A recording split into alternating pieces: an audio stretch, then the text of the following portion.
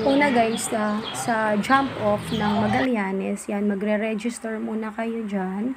May 30 pesos, tapos dyan ipapasa yung mga requirements, yung medical certificates. Kasi kailangan yan sa barangay, lalo na ngayon, yung pandemic, kinailangan nila yung health certificate. Ayun, so, start na ng trek namin, pero yung isa, nauuhaw na agad. Inom na ng inom. So, ayan na nga, mag-start na. So, ayan na. Simula na yan, yung unang lakad namin na yan, dyan na. From here, papunta dun sa first campsite is nasa 3 to 5 hours, depende sa mga naglalakad. Dahil mayabang kami, di sabi namin kaya namin ng 3 hours. Pero umabot siya ng 5 hours. Pagod.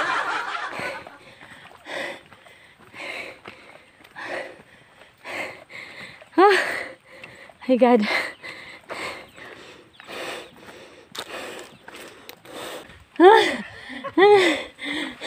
Wag. Puta, mamamatay tayo pag nakamask. Ito yung unang ilog na tatawirin na mababaw naman kasi nga walang ulan. Pero kapag maulan daw, malaki daw yung Good afternoon po. tubig niya.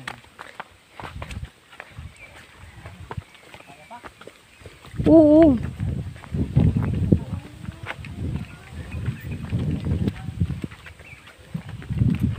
Start na ng paakyat. Ito yung first assault na paakyat na talaga siya. Paakyat na lang siyang paakyat. Ayan, medyo nakakapagod na dyan. Sa video, parang hindi siya mataas, pero sa actual talagang medyo na, ano guys. naman siya. Oh Pataas. my God. Ito na. Ayan na. Ito na. Start na. This is it. Dahil nga alam niya na sa pandemic na naburo tayo ng 1 taon. Diyos ko, grabe. Napakapagod. Hindi na ako sanay. Hindi na rin sanay. Kahit si Kuya Volz, hindi na rin sanay na umakyat. Teka lang. Pahinga saglit.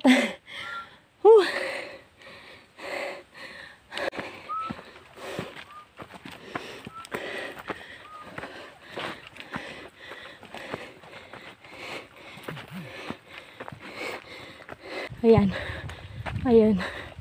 Yang bundok na yan. Hindi pa yan yun. Sabi nila, itong Mount Marami daw talaga. Marami talaga yung naliligaw kasi nga nakakalito yung trail niya. So, kailangan mo talaga ng guide. Pag pumunta ka dyan mag-isa, kahit mga batikang hikers ka na, maliligaw ka talaga kasi daming niyang pwedeng anhan. Ang daming daan. Trivia lang tayo. Ang Mount Marami ay 405 meter above sea level ang taas niya. Tapos, ang jump off niya ay 2. So, mayroong isang jump off sa Maragondon, Cavite at mayroong isang jump off sa Magallanes. Which is sa Magallanes kami. Ay, pabutik. Ay. Bawal madapa.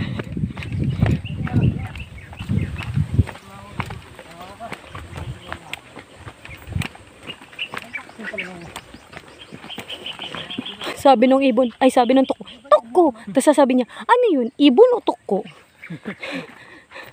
Kung nag-tweet-tweet sana yun, di ibon yun.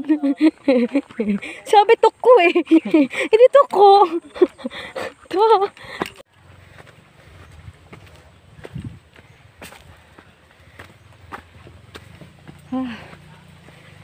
Maganda kasi yung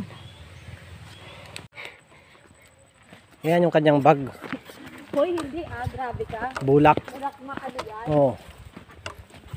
So, malaki din yan. Mabigat din yan, no?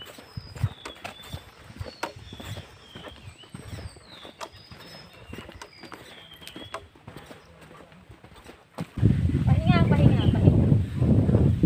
Oh, diba? Dito yung sinasabi ng madalas maligaw ang mga tao.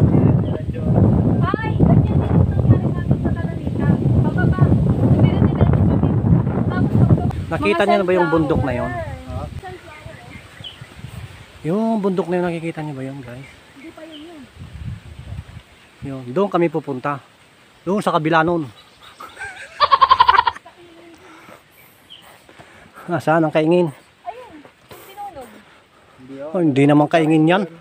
Ay, bangin ba? Kala ko Kita mo ang bato. Wild sunflowers. Ang gaganda nila.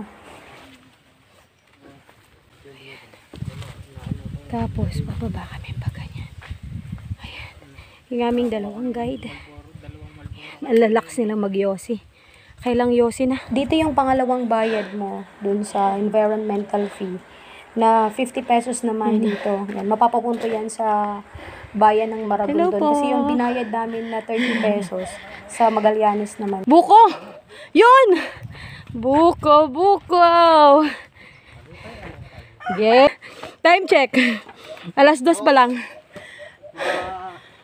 Alas 12:30. Nag-start kami maglakad 11:30. So, ayan, dyan, 2 o'clock na. So, 2.5 hours na kaming naglalakad.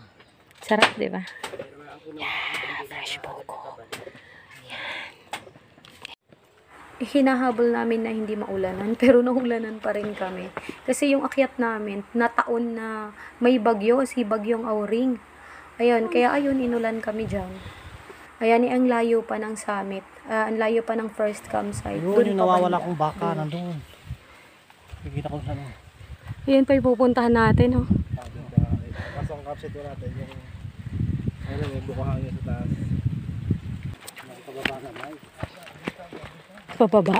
Siyempre, pag may pababa, may pinakamalupit na paakyat. Ayun. Ito. Malupit na pababa.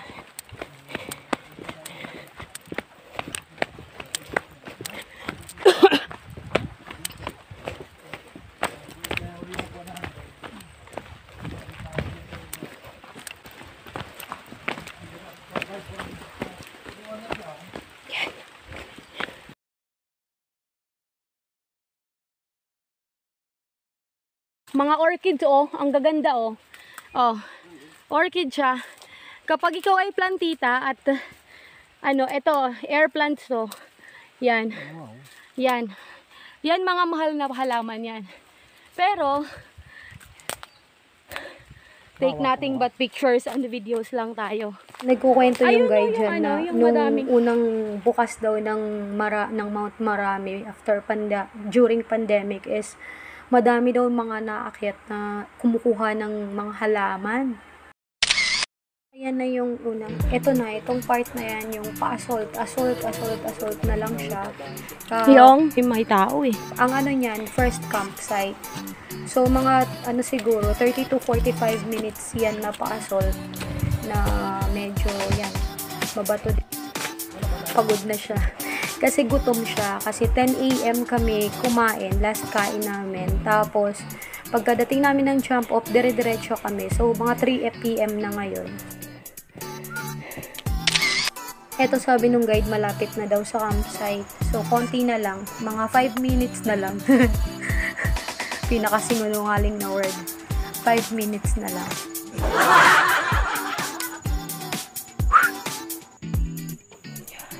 So, natapos na yung 5 minutes. Isang 5 minutes ulit. Walang guide. Kumawat sila ng mga sa baba. Oh. Tapos na lang pala ito, pinabalik na ulo. Dahil nagmarunong. Ayun. Ang daming kwento ng guide. Ayun na nga, nakarating na kami. Ito yung first campsite na inaano nila. So, dito kami kasi dito may kubo. At syempre, inaasahan namin baka may bagyo. So, mas maigi na safe kami. Doon kasi sa kabilang campsite, wala na. As in, magte-tent ka na lang. So, ayun. So, dahil gutom kami, magkakape muna kami. Tsaka, syempre, nagkabit pa rin kami ng tent. Kahit alam namin na uulan. Or pwede kaming matulog dun sa kubo. Sana hindi umulan. Nakarating kami 3:30. So, nakuha namin hanggang first campsite is 4 hours. Sobrang lakas ng hangin, guys. Ayan, madilim na. Ayan, pero ito yung tent. Gumising kami ng mga 4:30. Akyat. Tapos, ayan na. Pa-assault na kami sa summit. Yan, morning na yan, 4:30 a.m. Pero mga 5:30 kami umahanag, kape muna kami. Tapos, ayun, paakyat na kami kasi habulin namin yung sunrise. Malapit na. Hindi pa yata 5 minutes.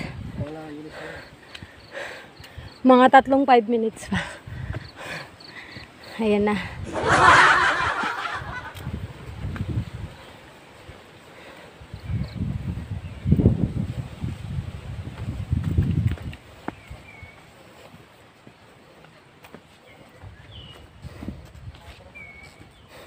Ayun. Summit.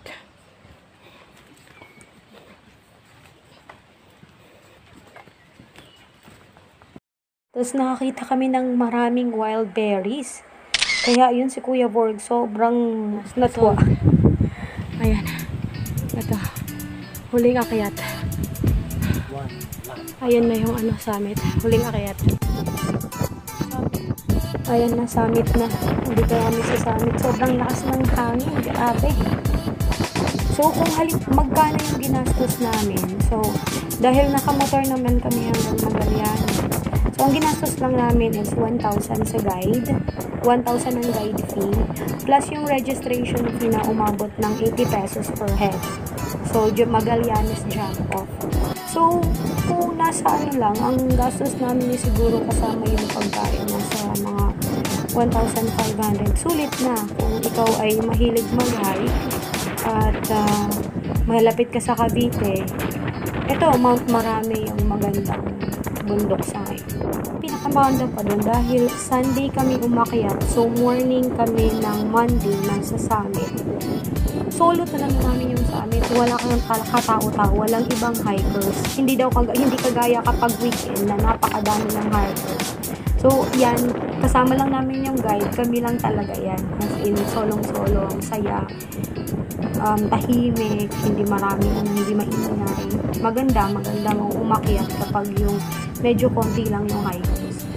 Tinataon kasi talaga namin na pag umakyat kami sa bundok, ayaw namin ng masyadong matao kasi hindi makapag-relax. So, ayan, at least, diba? Kayo lang yung nasa summit, kayo lang yung nasa campsite, masaya. Ayan, picture na, and thank you so much for watching. I hope you enjoyed the video, and please do like, subscribe our channel kung hindi nyo pa nasa-subscribe. Bye guys!